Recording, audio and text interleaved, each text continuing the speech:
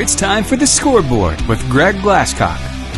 Another wild weekend of Alabama high school football here in week 6. So welcome in, Greg. Thank you, Chris. It was another wild one, and we're over the halfway point. And I know we're going to be discussing what almost was a clean slate of upsets in 5A Region 8. It was very close. And we had a tough one against Grissom, so Guntersville did. So I mentioned on the air, I wondered if it was a full moon Friday night, because there's a lot of odd things going on. Yeah, it was a wild week, especially here in 5A Region 8. A lot of very close games, games that come down to goal line stands, turnovers, penalties, like very, very wild weekend. So with that, it makes this next few weeks here interesting to see how Region 8 plays out. So we'll get started. We're going to jump in. That way we can kind of get into some of the heat of the games here for Region 8. So Brindley Mountain would go to Asbury for Asbury's homecoming. Brindley Mountain would kind of upset them a little bit there. It'd be a 54-14 win there and kind of spoil their homecoming for Asbury. DAR would travel to Randolph. As we kind of mentioned that last week on the scoreboard, they played on Thursday night, but Greg, you kind of mentioned it. DAR would get beat by Randolph 45-15. Geraldine, number 7 in 3A, would travel to Collinsville. They would end up winning that game 29-19.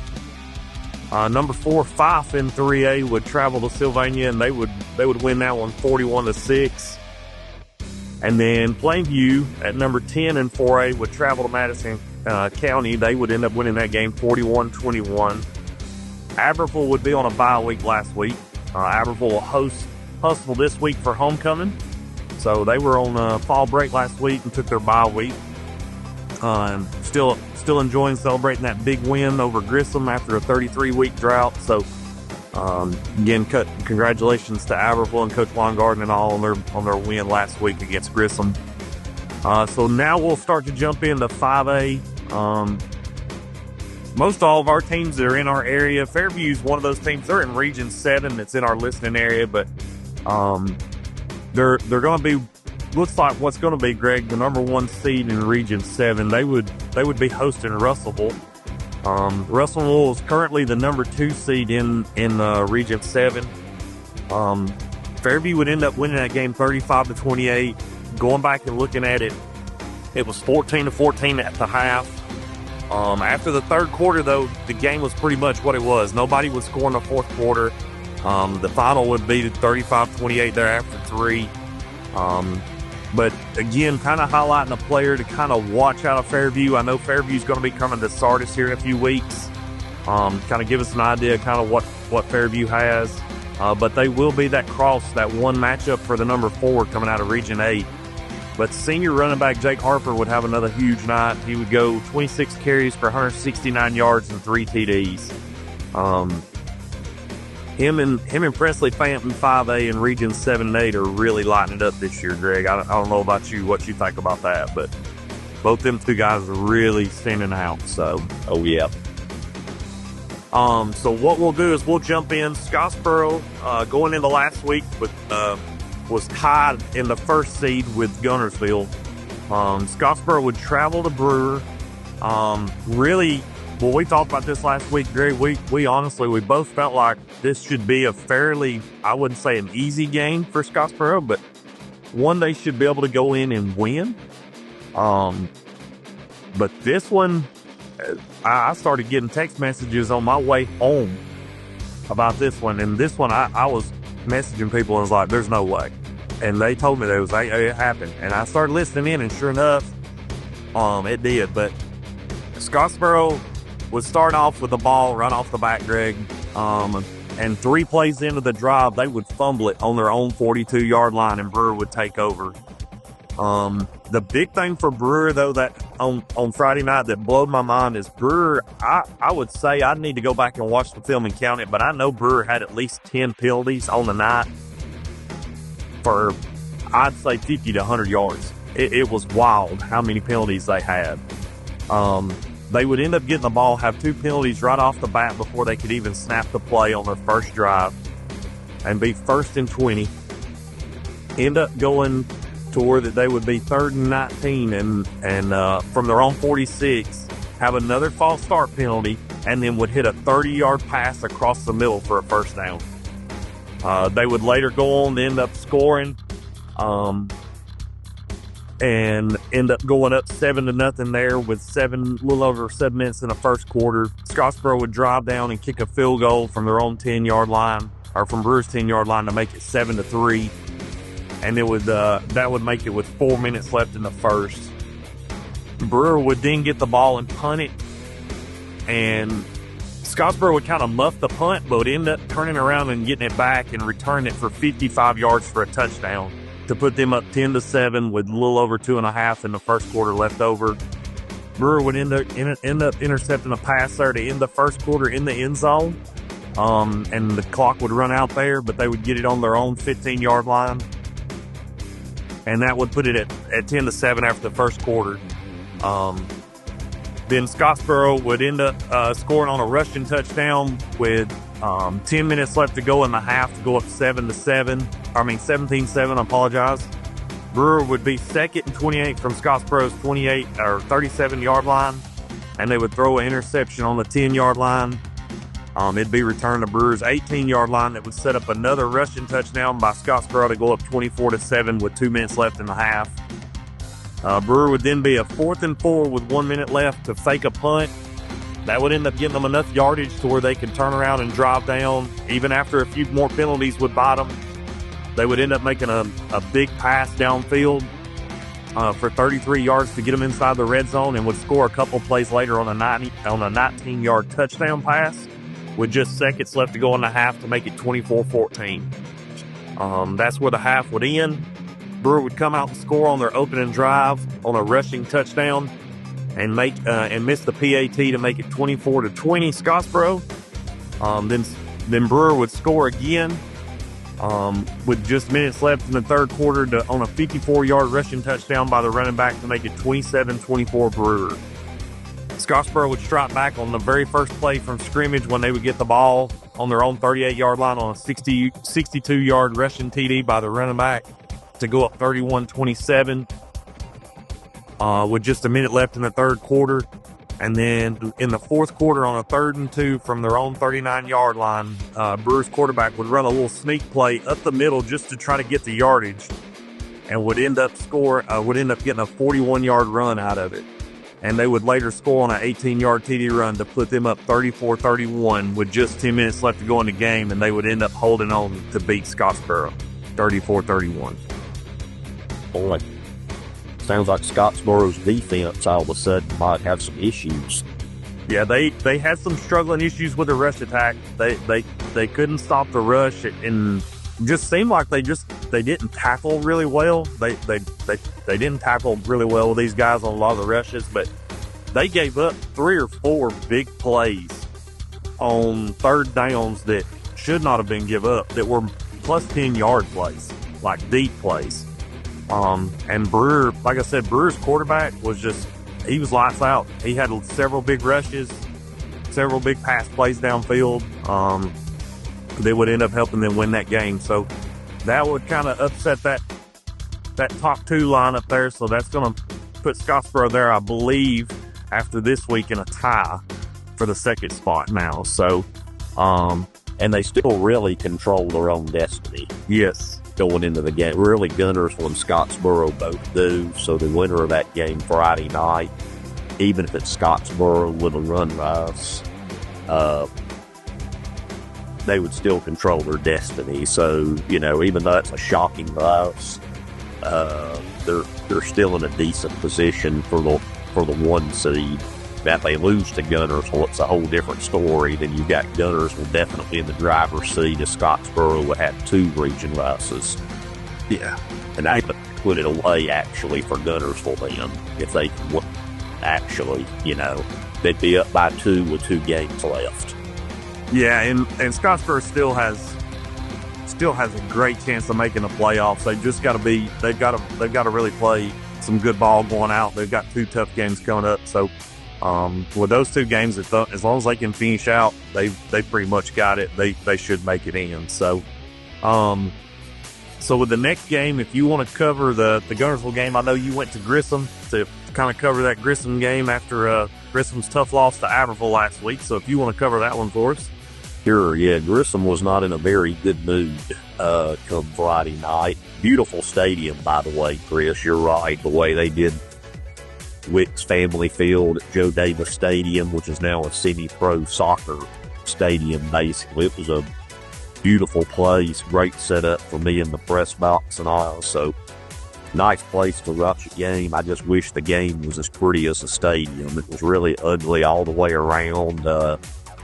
Guntersville's offense, bit of a concern. It was not that good. Couldn't establish the run against Grissom, which, I mean, Grissom's got some athletes now. But also Grissom is a very undisciplined team. When you're talking about penalties, I bet they had 6 holding penalties in the first half. And it wouldn't surprise me if at the end of the first half, they had more penalty yards than total yards. Wow. So it was that kind of half, and I didn't mention on the air, but Grissom could move the ball. But first half, they were their own worst enemy. Really, they'd make a big play and it'd come back for a hold or something. But to give you a quick recap, with 9:36 left in the first quarter, Guntersville got on the board, 39-yard pass from Street Smith to Jack Lenore, 6-play, 67-yard drive, made it 7-0. And then both teams kind of went back and forth, traded punts, and then with 5 minutes to go in the second quarter, Street Smith on a 1-yard run, an 8-play, 36-yard drive after a turnover, and it was 14-0. So Grissom's driving the ball late in the half, down 14-0, and I'm thinking, okay, they're being methodical. They moved it in the red zone. And I even said on the air, okay, what Grissom's looking at, worst case scenario is to go in the locker room down 14-0. Best case, down 14-7, and we got ourselves a ball game. Well, 95-yard pick six by Hudson Oliver, one of his 2 interceptions, and you're going into the locker room 21-0. And I'm thinking, okay, I bet that was a backbreaker. So coming out of halftime, Guntersville got a 33-yard field goal from Brandon Manganeris to make it 24-0. And that was a score at the end of 3 quarters. And I think everybody's thinking, okay, we can head home. Well, as Lee Corso would say, not so fast, my friends. As the fourth quarter was a whole different story. First play of the quarter, 5 seconds into it, Grissom got a TD, a 12-yard run right up the gut by Kenyon Johnson, which played offense and defense. He played the Wildcat a lot. 2-point conversion was good. It was 24-8.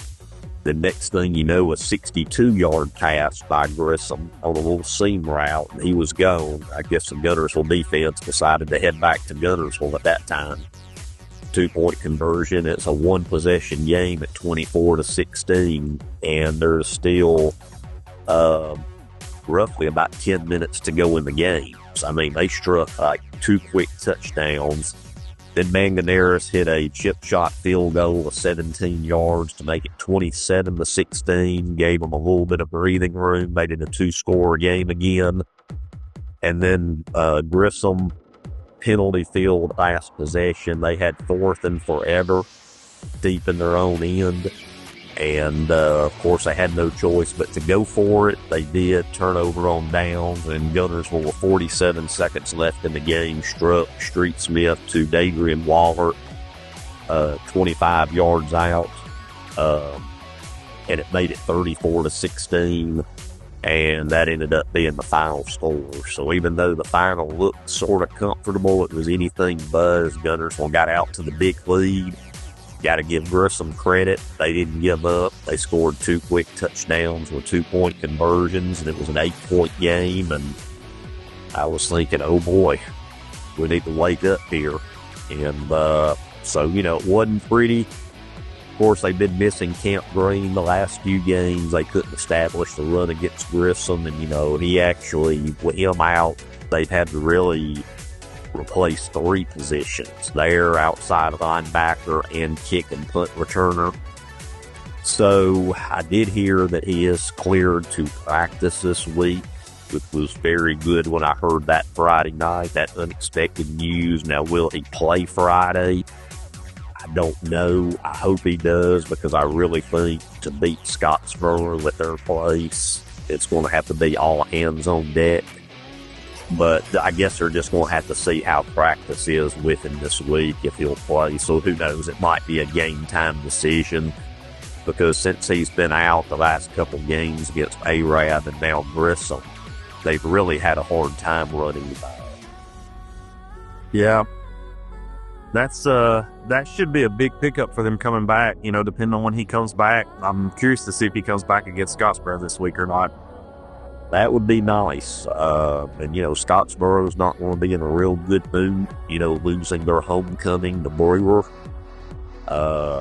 So it's really a must-win for Scottsboro when you think about it, because they lose, there's absolutely no chance they can get the 1 seed that I see, the 2 losses.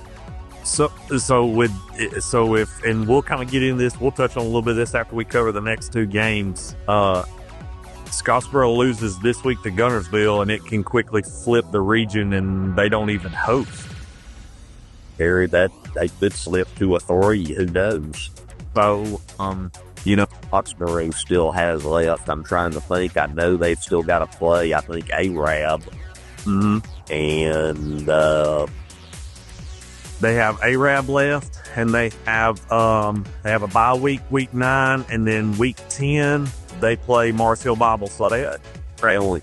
Okay, so after Guntersville, they only have 1. Yeah, that's right, because they hadn't had their bye week yet. Yeah. So depending on what goes on these next 2 weeks, they very easily could go from tied in first to a 3 seed.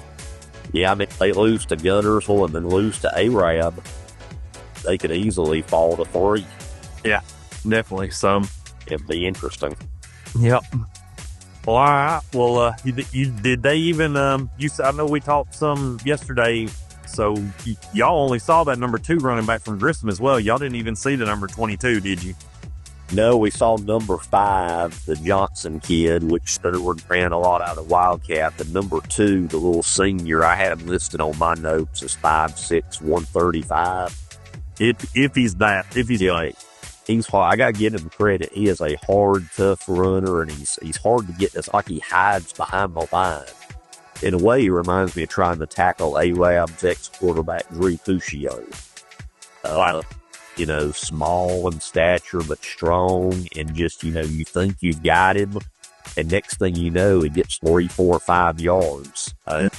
Oddly enough, in the second half, they kind of went away from him a little bit. I don't really know why. I don't know what his stat line was, but I figure he had to get close to 100 yards a game. He had a real good game for Grissom. And Grissom's got some good pieces. Yeah. They're talented. They got some big kids. The big tight end that's like 6'4", 6'5", whatever, number 1. They got their first touchdown because he caught one flying down the middle, and we had 2 guys basically on his back riding him for about 20 yards just trying to tackle him. All right, Greg, thanks for that update on the Guntersville game. So we will look now at the Arab and Douglas game. So Arab would travel to Douglas. Douglas would get the ball first. They would drive down in the first quarter there.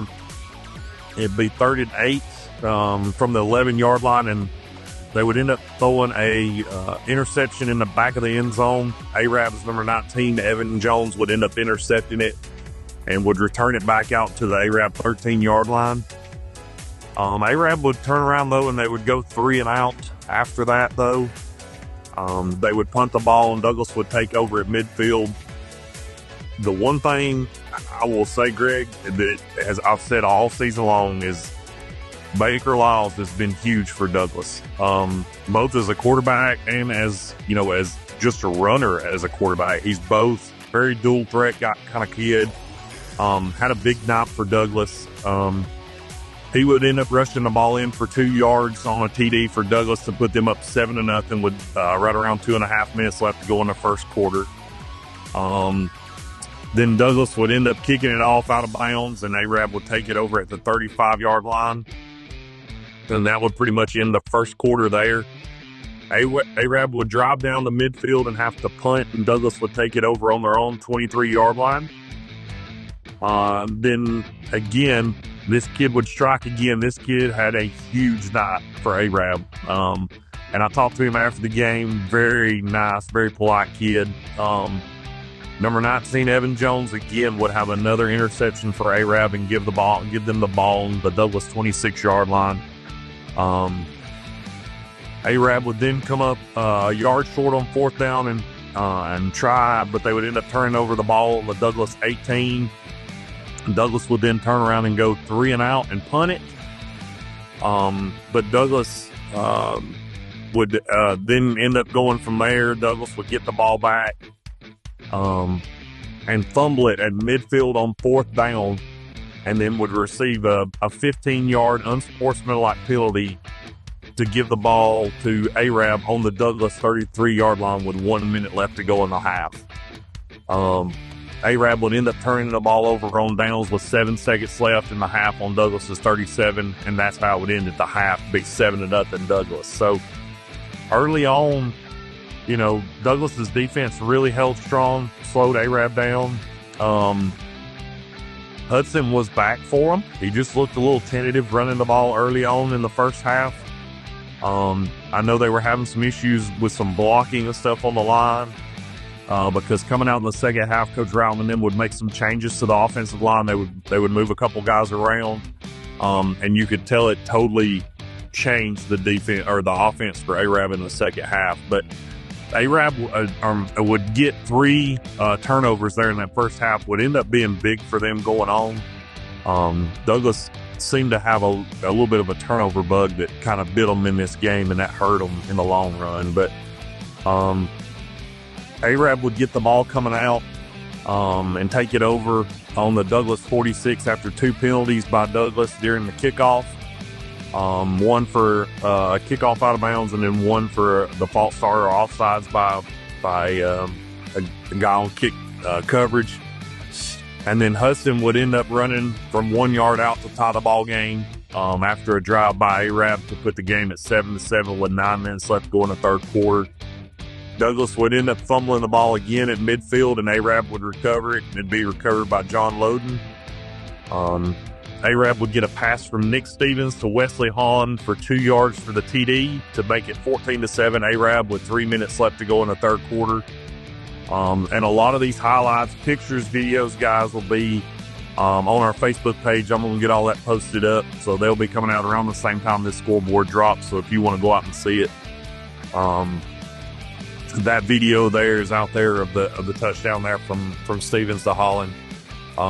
Douglas would then end up taking over the ball on the 22-yard line and would have a huge pass play that would have gotten them, that would get them inside the red zone, but it would get called back for an ineligible receiver downfield. And the third quarter would end there at 14-7. Douglas would then end up making a pass to Leighton Colbert, would end up getting them there from actually into the red zone. But then the ineligible receiver would bite them on a play later on a score that they would end up having called back because of that ineligible receiver downfield. That was a couple plays right there that really killed him, Greg, for linemen just being downfield, and they shouldn't have been. That would make it 3rd and goal from the 6. They would go for it on 4th down, and this video's out there as well. I've already seen it circulating. The video circulating out there that I got on Friday night. It's already been circulating around on Facebook, but I'm gonna post it on our page. But you can see Douglas come up to the line on the 2 yard line there on 4th down, and Arab's senior defensive back Zach Hallman would get in and get back into the backfield and would stop the run from 2 yards there and would hold them on the goal line stand to about the half-yard line, and would come up, and that would be a huge play there for them, and give Arab the ball there on the half-yard line with about 10 minutes left to go in the game. Later on, Douglas would get called for another unsportsmanlike penalty call on the first play there, which would move Arab to 1st and 10 from the 15-yard line. Nick Stevens would run it on a QB sneak for 3 yards out to put Arab up 21-7 after a long drive there by Arab, with 3:21 left to go in the ball game. But I'm going to tell you something, Douglas wasn't out of it. They were still fighting because they would turn around and get the ball. And a couple of plays later would end up hitting, Lyles would hit Green on a 77-yard pass for touchdown with 2 minutes left to go to make the score 21-14 Arab. Arab would get the ball, would end up having a punt, give the ball back to Douglas. Douglas would be driving down, and Douglas would get pretty close. They would actually get into Arab territory, but Evan Jones would intercept another pass with 30 seconds left to go for his third pick on the night and pretty much seal the deal for Arab to make it a 21-14 loss. So again, Evan Jones with a huge night. 3 interceptions on the night, one that was in the end zone, and then one there to kind of seal the deal. That would end up making it where Douglas had 5 total turnovers on the night, Greg. Sounds like to me that turnovers and penalties really hurt Douglas. It did. The turnovers were huge because every time that they had a turnover, they were really driving the ball. And, both 2 times were at midfield, they fumbled the ball. 1 time was in the end zone. Another time they were in Arab territory. But it just, somehow or another, they just could not see Evan Jones in that backfield. Man, he took advantage of it and had 3 big picks. But I've said all year, and I'll continue to say it, Arab's defensive backs, their secondary from the linebackers back, is the strongest thing on that team. It is very hard to pass on that team, and I've yet to see a team just really come out and just sling it on them and dominate them the whole game. So I ended up talking to Coach Roughton after the game. Did a quick little interview with him and talked to him, and the one thing he just kept reiterating was that, the thing about Arab is that they've been down in big games before. They were down to Aberville, they were down in other games, they were down in this game, and in the second half they battled back to win. And so that has proven a point. Arab's never out of it. You can't give up on them. I mean, down at Madison Academy and came back and nearly had a chance there to tie a ball game up. And only ended up losing 34-20. I think it's 35-27. So, you can't count them out till that final horn blows on Arab. So, You can't. It seems like their defense really kept them in game. I mean, if it wasn't for their defense, there's really no telling what their record might be. Exactly. Yeah, because their offense has struggled just a little bit this year. But I'm gonna tell you, the second half, it looked like 2 totally different teams from what they had in the first half. The second half, they came out and they were just running it and pounding it, and it was hard to stop. They had a hard time stopping them. So, but Arab would end up winning that one. So going into kind of what I would say, honestly, was probably outside of that upset with Scottsboro, this was probably a tie for game of the week right here. This was a big game right here. Boaz needing the win to stay in the top 4 in the region.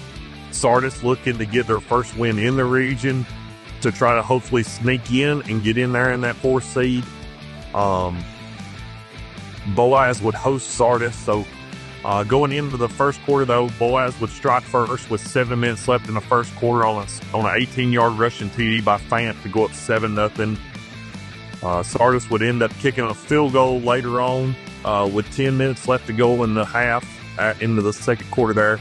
And they would hit a 21-yard field goal to make it 7-3 Boaz. Fant would have a huge night on that night, and I'll cover his stats at the end of the night, but he had 2 really big rushes. One would be here in the second quarter. He would get a 69-yard rush that would put them down on the Sardis 20-yard line. And they would end up going from there and, on the Sardis 11-yard line.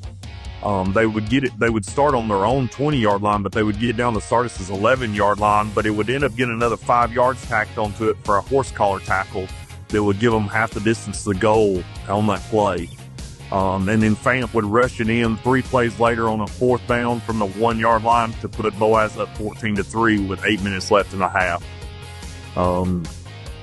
A little later on in the second quarter, Sardis would score on a 23-yard pass with 5 minutes left to make it 14-3. Boaz would score with 2 minutes left in the half on a pass TD to make it 21-10. But then Sardis would turn around and would end up striking back after they end up kicking the ball and punting it off. Boaz would get it. Boaz would turn around and throw a pick six to Sardis that would be returned from the 30-yard line by number 1 to make it 21-17. With just a little under a minute left in the half there. And that's where we would go into it and coming into the third quarter. So then coming into the third quarter, it'd be the same 21-17. Nobody really scored there coming out of the half. But the fourth quarter is where it gets really, really wild here. Levi Martin would start it off with a score of, from 4 yards out for a TD for Sardis to put them up 24-21 with 9 minutes left to go in the game. And then again, here's where Fant would strike one more time for another big run of 69 yards that would come up. I mean, to me, it was so close. He actually leans back, stretches out, looks like he possibly could have got to the end zone. If you could have seen a camera from the end zone, I'd love to have seen what it would have looked like because it was that close. But they would end up marking him 2 yards short, so he would end up getting a 69-yard rush to put him 2 yards short of the end zone there. But he would come in 2 plays later to end up rushing it in from the 2-yard line with 7 minutes left to put them up 28-24.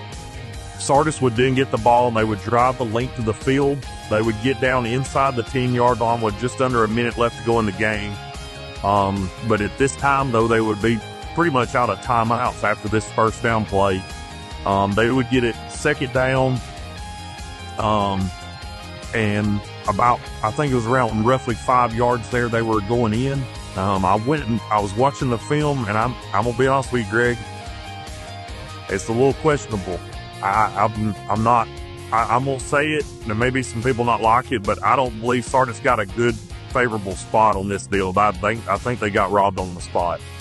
By looking at the film, if you look at the film, the quarterback when he lunges forward, his feet are on the 5-yard line, and when his knee touches, he's on around the 4. His knee's somewhere around the 4-yard line. Ball would have been spotted somewhere around that 2 to 4 yard line, depending on when his knee hit and where the ball was at.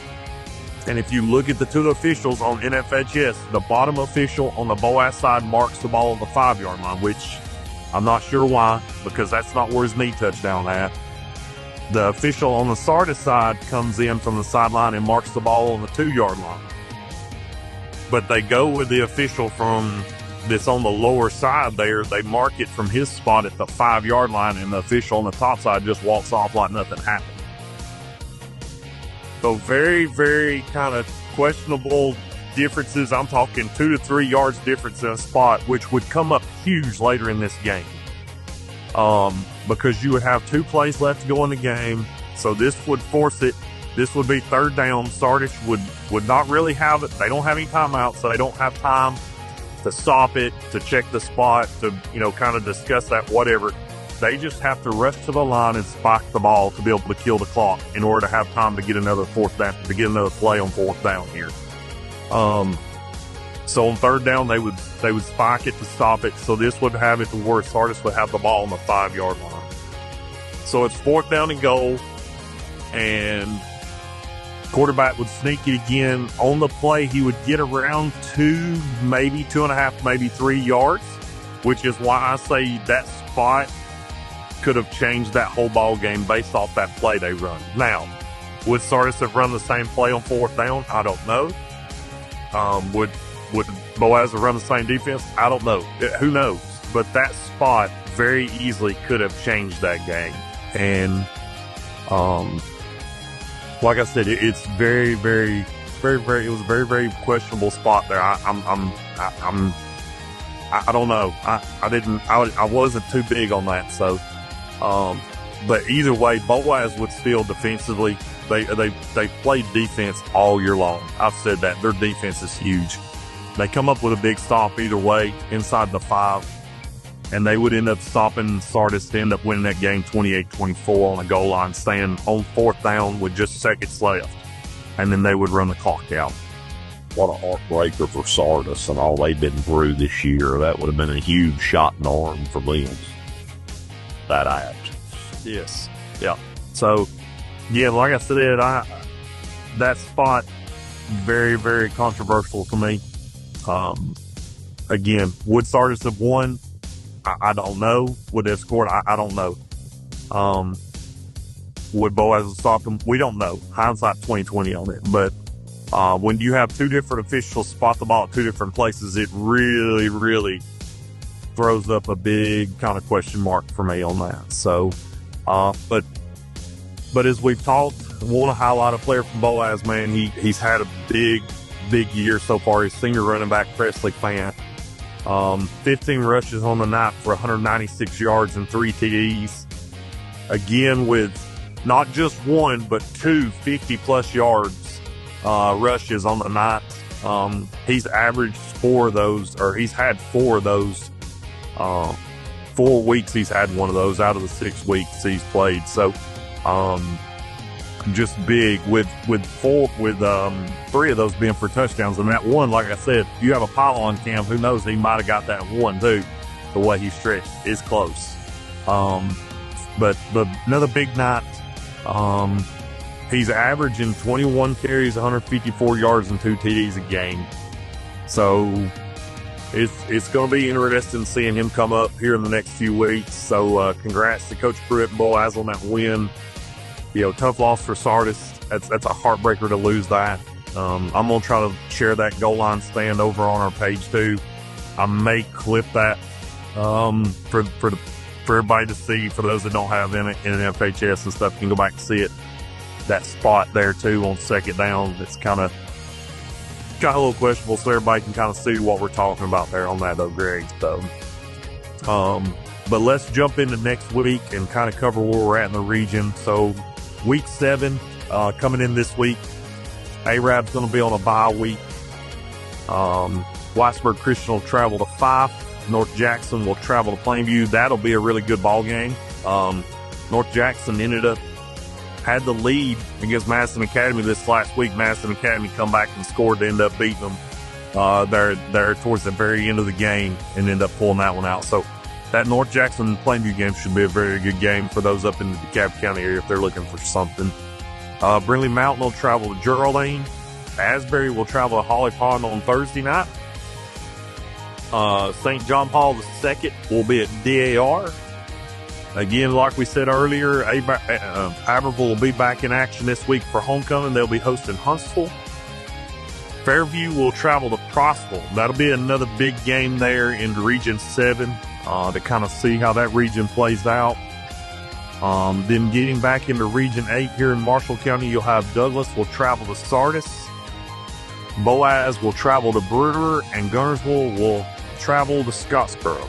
And Greg, me and you both will be at the Guntersville-Scottsboro game there. That'll be a battle right there Friday night. Yep. That'll be an interesting game. I'm looking forward to seeing this one. This is going to be to tell us who the number 1 seed is right here.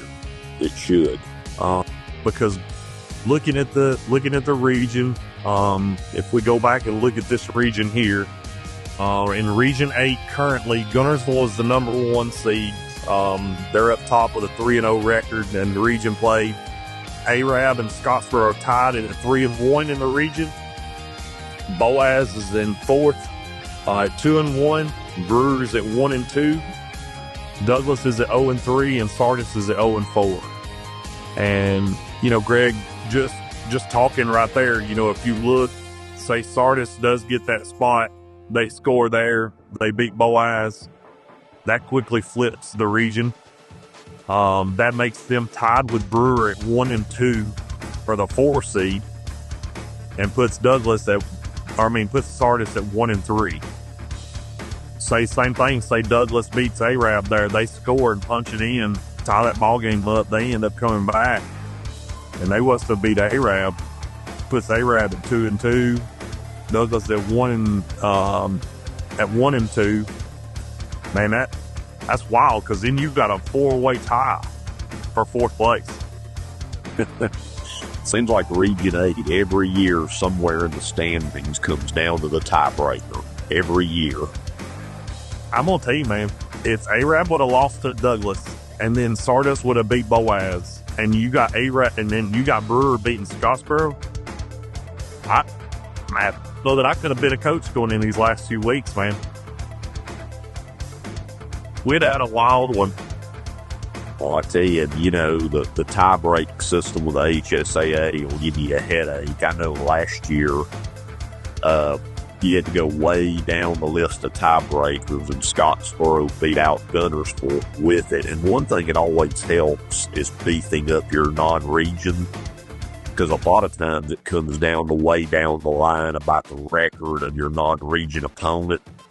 Well, quite frankly, Guntersville got zero help at all from Albertville because they didn't have a win. Meanwhile, you had, Scottsboro, end of the year, they upset Mars Hill and Florence. That basically gave them the region tiebreak over Guntersville. And then this year, if it came down those two teams, who knows? Because, when you look at Guntersville's non-region, they had a real good quality win against Fort Payne, a so-so win against Southside, and then Grissom and Albertville. Probably neither one are going to be a whole lot of help. Meanwhile, Scottsboro, even though they lost to them, they had Fort Payne, Clay Central, and then they still got to host Mars Hill, which could be huge because Mars Hill, I think they're undefeated. I haven't followed them closely, but they're always a powerhouse. I would assume they're undefeated or maybe one loss at the most. What is Mars Hill 3A? They're 3A. Usually they're always ranked like 1 or 2. I'm just figuring they're good again, even though I really hadn't been able to follow them this year. Yeah. Let's try if I can find them right. Who knows? It sounded like Region 8 could come down to some tiebreakers again somewhere in there. Yeah.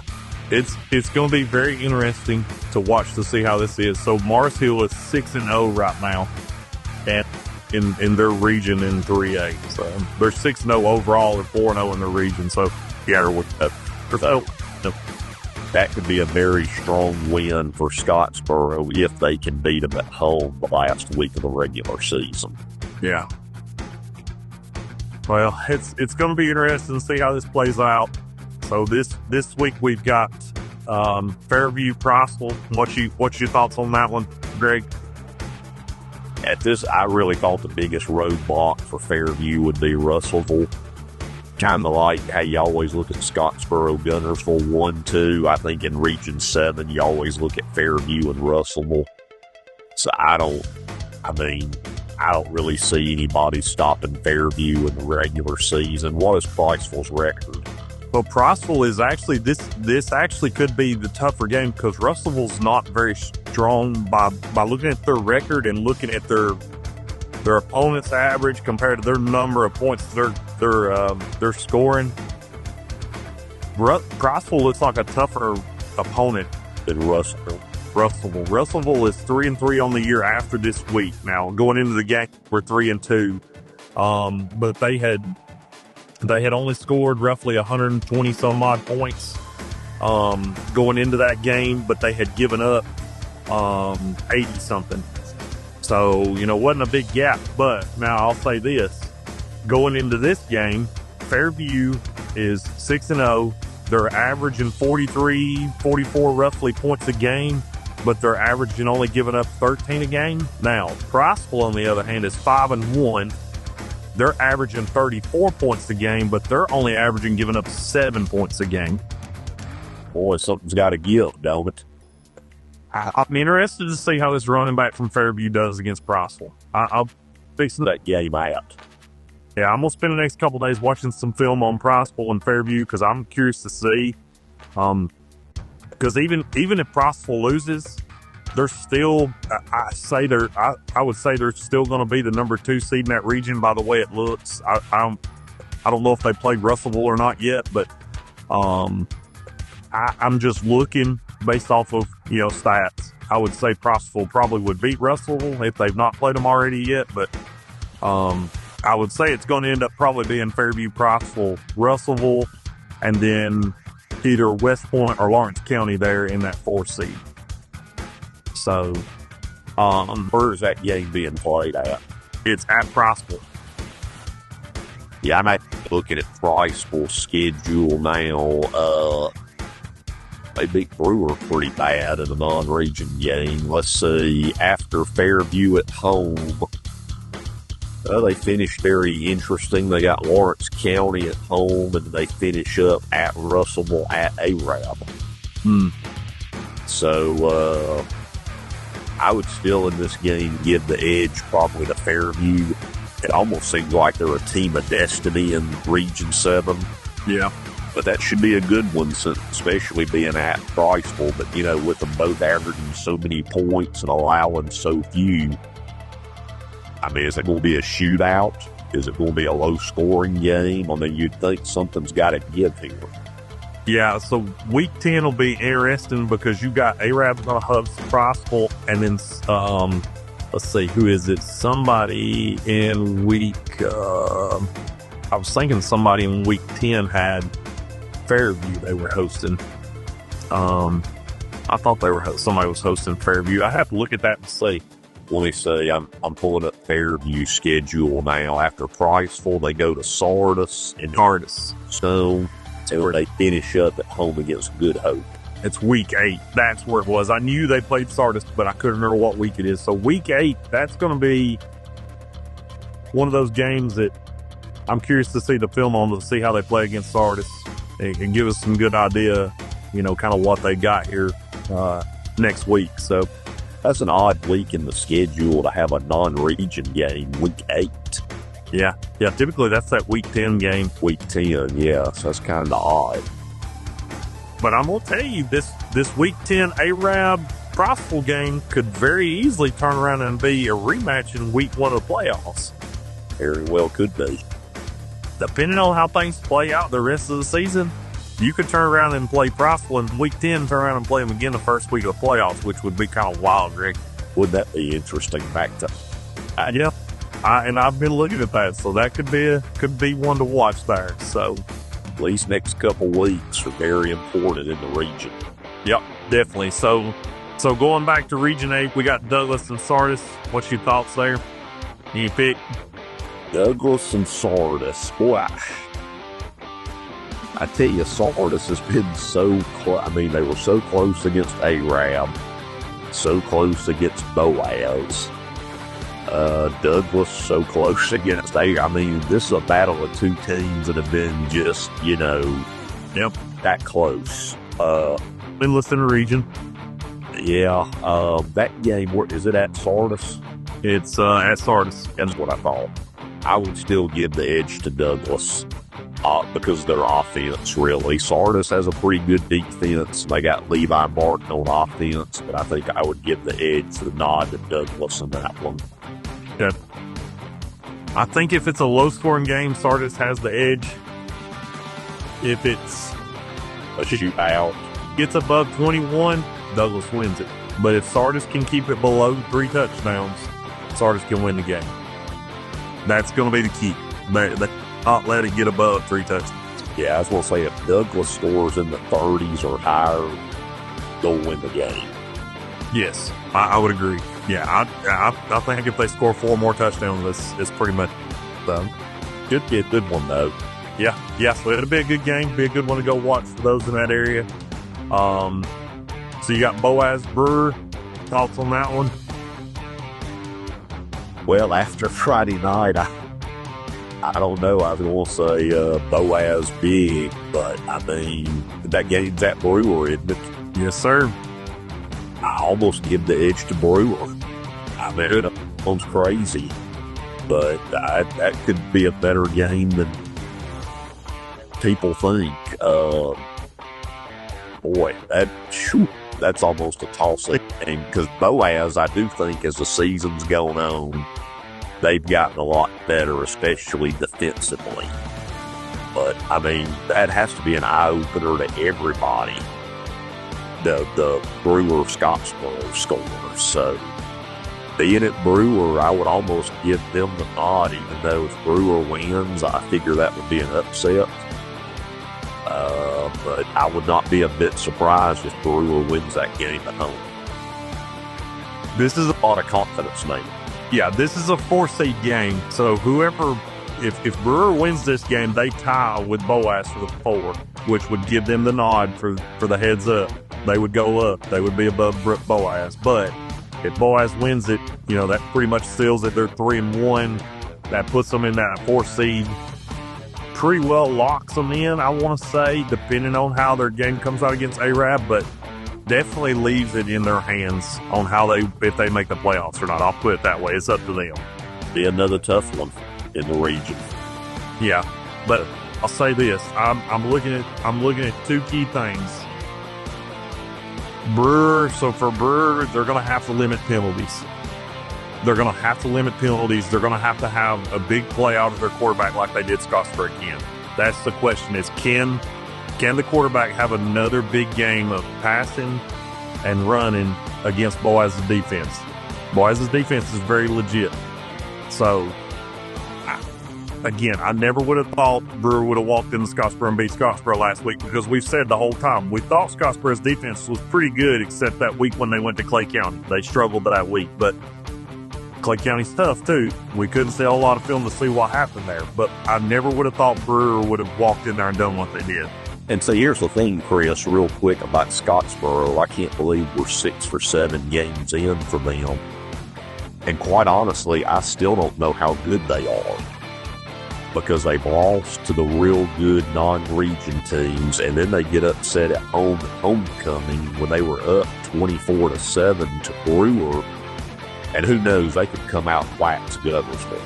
I don't know what's going to happen Friday, but as of right now, I think the Scottsboro team, I think they're good, but I think in a way they're still a bit of a mystery. Yeah. I don't know what's going on with their Jekyll and Hyde. And I was actually texting their play-by-play guy yesterday. He was asking me some stuff, and I said, man, I can't believe what happened against Brewer. I said, I want to watch some of the footage on it. He said, I don't know. I don't know what's wrong with us right now. So it's almost like something's not clicking or something with Scottsboro.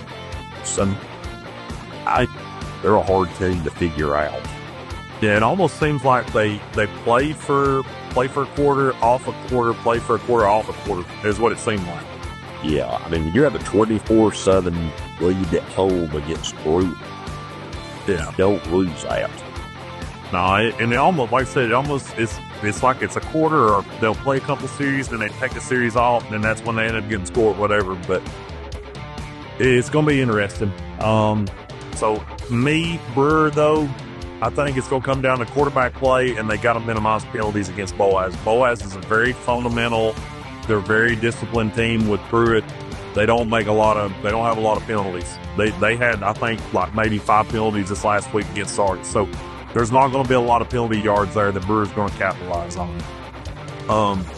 But from Boaz, the key thing I want to see is how big of a game does Fant have on Brewer? Brewer, can Fant have a big running game on Brewer? Yeah, that'll be in Boaz's favor.